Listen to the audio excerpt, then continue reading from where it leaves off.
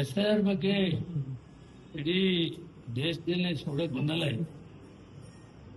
ಇದನ್ನ ಕರ್ನಾಟಕ ಸರ್ಕಾರ ಕೂಡ ನಿನ್ನೆ ಮೀಟಿಂಗ್ ಮಾಡಿದ್ದಾರೆ.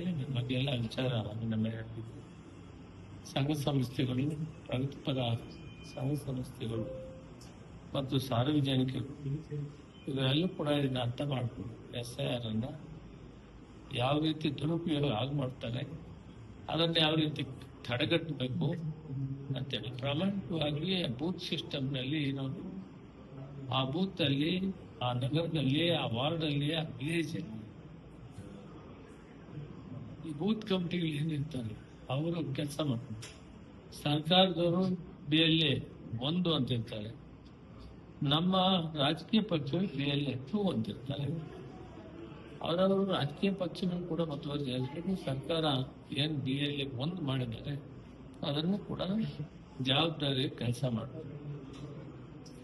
ಮತಗಳನ್ನ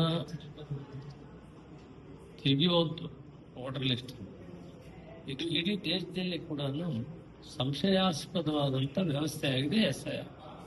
ಇದಕ್ಕೆ ಕರ್ನಾಟಕ ಸರ್ಕಾರ ಮಾನ್ಯ ಮುಖ್ಯಮಂತ್ರಿಗಳು ಮತ್ತು ಸಚಿವರನ್ನ ಕರೆಸಿ ಒಂದು ಮೀಟಿಂಗ್ ನಿನ್ನೆ ಮಾಡಿದ್ದಾರೆ.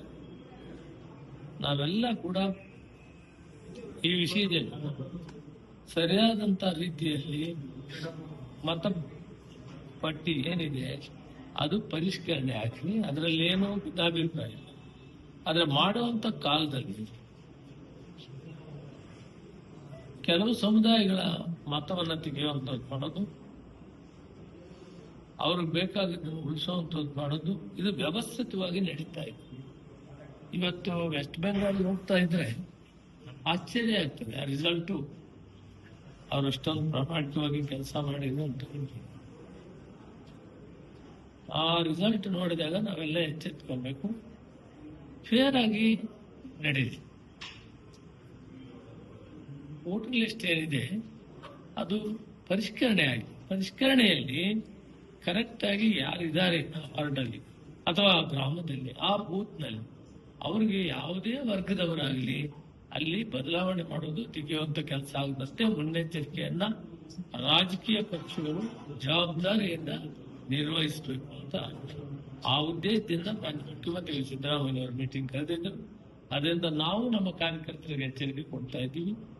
BLA 2 ಪೊಲಿಟಿಕಲ್ ಪಾರ್ಟಿ ವ್ಯಕ್ತಿ ಇರ್ತಾರೆ, ಅದು ಯಾವುದೇ ಪೊಲಿಟಿಕಲ್ ಪಾರ್ಟಿ ಆಗಲಿ, ಎಲ್ಲರೂ ಕೂಡ ನಾಗರಿಕರ ಹಿತದೃಷ್ಟಿಯಿಂದ, ಮತದಾರರ ಹಿತದೃಷ್ಟಿಯಿಂದ ಅವರ ಮತದ ಹಕ್ಕನ್ನು ಕಾಪಾಡುವಂತ ಕೆಲಸವನ್ನ ನಾವು ಮಾಡಬೇಕಾಗ್ತದೆ. ಅದರಲ್ಲಿ ವಿಶೇಷವಾಗಿ ಕಾಂಗ್ರೆಸ್ ಪಾರ್ಟಿ ಈ ಕೆಲಸವನ್ನು ಬಹಳ ಜವಾಬ್ದಾರಿ ಮಾಡ್ತಾರೆ. ಪ್ರದೇಶ ಕಾಂಗ್ರೆಸ್ ಸಮಿತಿ ಅಧ್ಯಕ್ಷರು ಇದರ ಬಗ್ಗೆ ಸಾಕಷ್ಟು ನಮಗೆ ಮಾರ್ಗದರ್ಶನ ಕೊಟ್ಟಿದ್ದಾರೆ.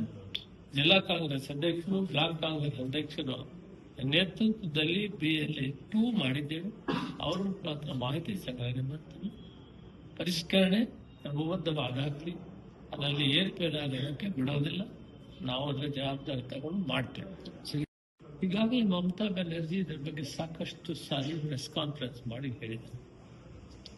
ಉದ್ದೇಶಪೂರ್ವಕವಾಗಿ ಗೆಲ್ಲಬೇಕು ಅಂತ ಹೇಳ್ಬಿಟ್ಟು ಈ ಮತಗಳಲ್ಲಿ ಲಕ್ಷಾಂತರ ಮತವನ್ನ ಮತಪಟ್ಟಿಯಿಂದ ತೆಗೆದಿದ್ದಾರೆ ವೋಟರ್ ಲಿಸ್ಟ್.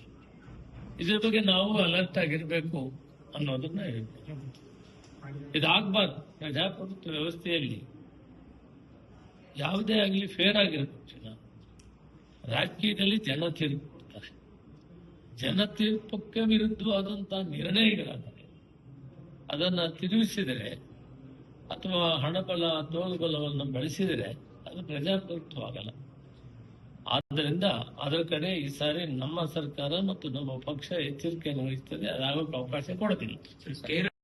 ಕೇರಳದಲ್ಲಿ ಬಹಳ ಬುದ್ಧಿವಂತರು, ಈ ರಾಜ್ಯದಲ್ಲಿ, ದೇಶದಲ್ಲಿ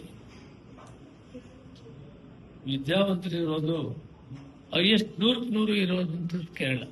ಅಲ್ಲೇನು ಮಾಡಕ್ ಹೋದ್ರಾಗಲ್ಲ. ಪ್ರತಿ ಕೆಲಸಕ್ಕೆ ಹೋಗೋನು ಒಬ್ಬ ಕಾರ್ಮಿಕ ಕೂಡ ಡಬಲ್ ಗ್ರಾಜುಯೇಟ್ ಇರ್ತಾರೆ. ಯಾರು ಅದ್ರಲ್ಲಿ ಮಾಡಕ್ ಆಗೋದಿಲ್ಲ. ಹೈಯೆಸ್ಟ್ ಎಜುಕೇಶನ್ 100% ಎಜುಕೇಶನ್ ಇರೋದ್ರಿಂದ ಅಲ್ಲಿ ಆಗಿಲ್ಲ ಅಂತ ನನ್ನ ಭಾವನೆ. ಆಗಕ್ಕೆ ಅವಕಾಶ ಆಗಿಲ್ಲ.